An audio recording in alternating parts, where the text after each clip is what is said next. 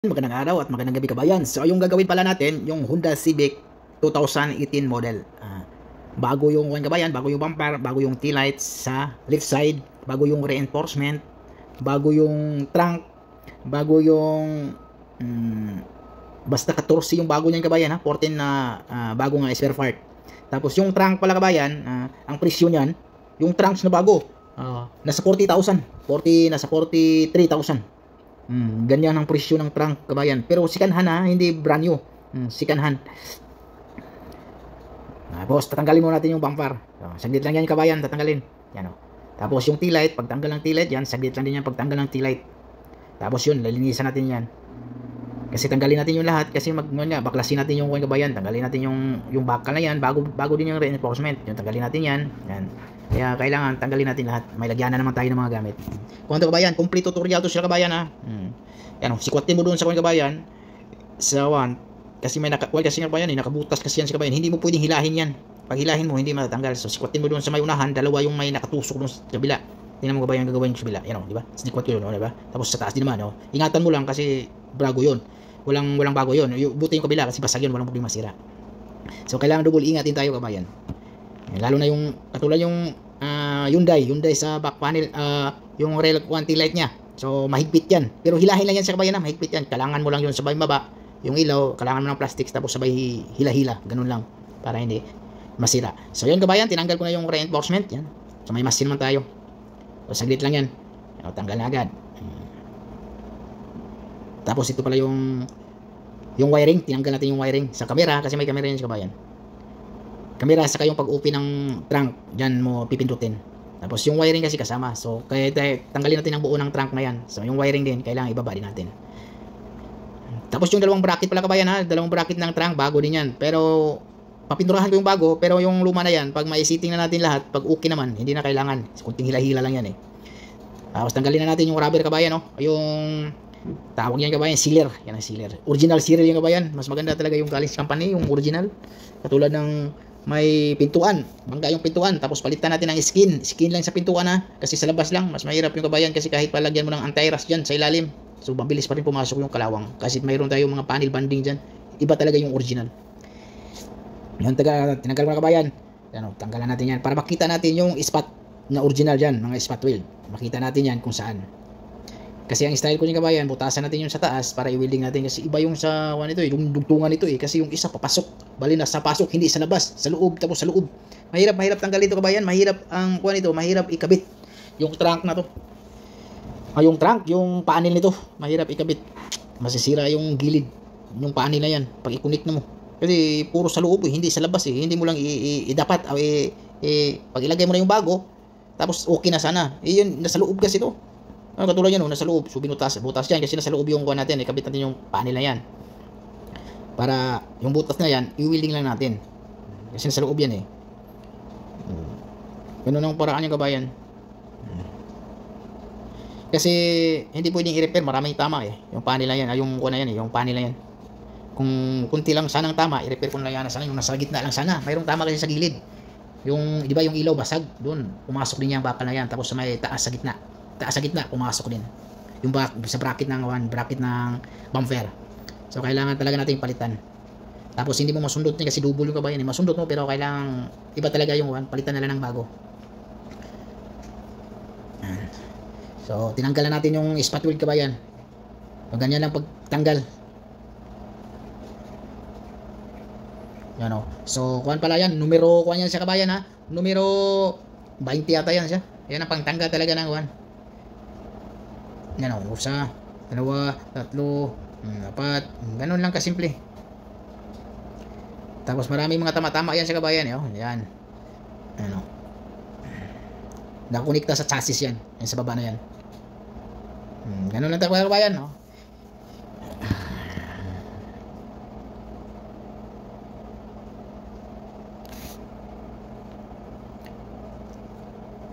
Yan, puro kuan yan siya kabayan ha, puro original spot yan siya. Original spot yan siyang tinanggal ko.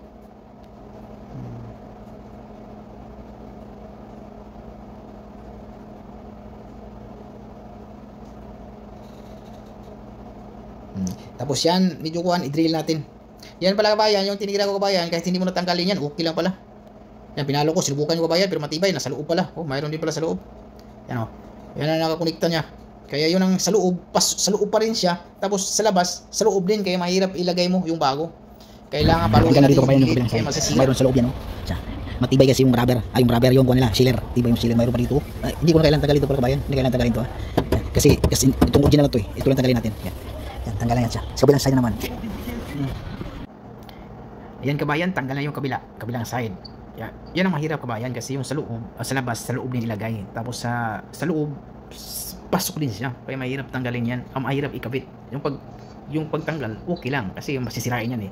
Ang problema yung pagkabit. Kasi yung ikabit, kailangan hindi masira yon. Kaya yung pagkabit ko kanina nasira yung sa right side, left side. Pero dyan naman talaga ang bangga din. Yan. Yung kabayan ha. So hindi lang siya tanggalin.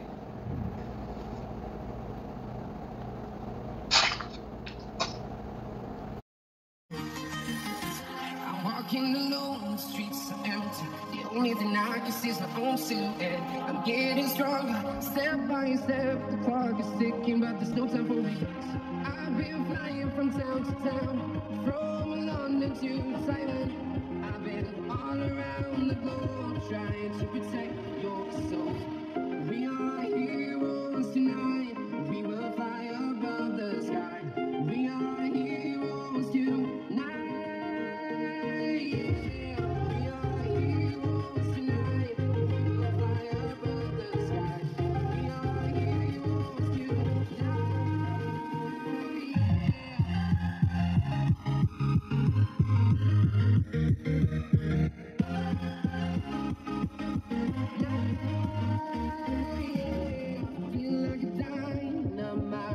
Ready to explore right up in the sky. I need you to listen, I need you to hear, and don't show any fear. I've been flying from town to town, from London to Taiwan. I've been all around the globe trying to protect your soul. We are heroes tonight, we will fly above the sky. We are heroes tonight. Tonight, we will fly above the sky. We are heroes tonight.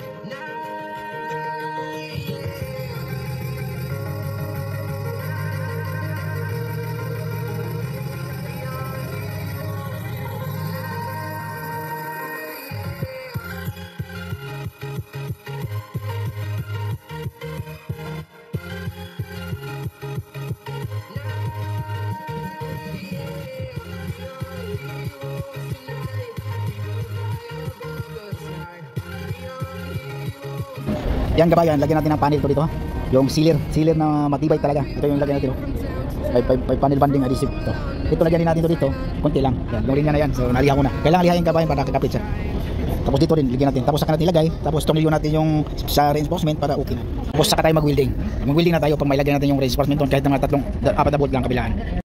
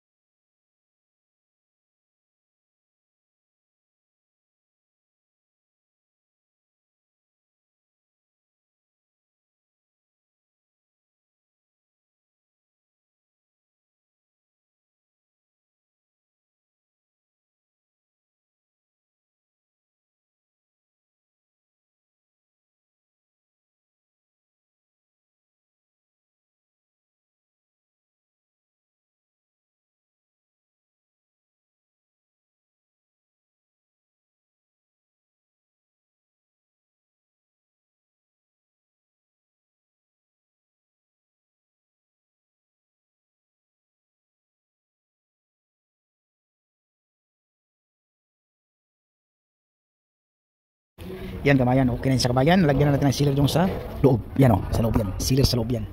So, piturahan na natin ng kanyan sa loob. Tapos sa labas, isi-sealer din natin sa labas yan. So yung gagawa niyan, yung magpreparasyon na.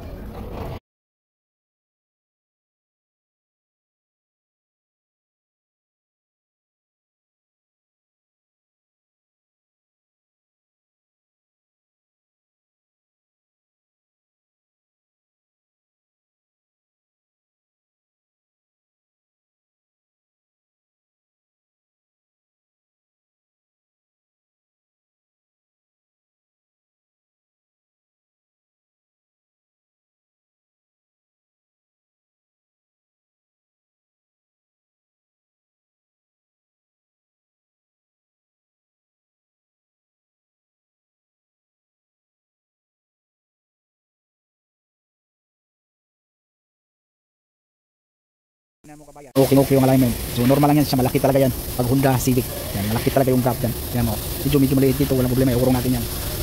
Okay lang pala, normal lang yan siya, dito malaki. So okay, pantayan, walang problema. Yan, dito pantay din, walang problema. So okay na yan, setting natin yung bumper. Kung ganun lang kasimple, yun, anti-ras yung kabayan, original. Sa loob naman, lagyan natin ng anti-ras yung isa, yung puti yung kulay.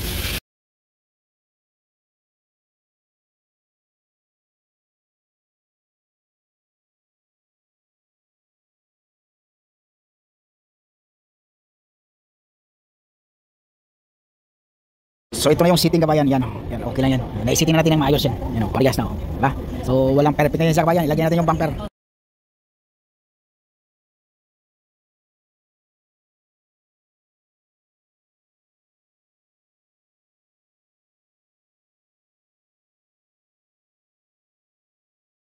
O ito na kabayan, okay yung alignment natin sa bumper, sa ilaw. Ito yung tail light niya, kasi lapas to yan.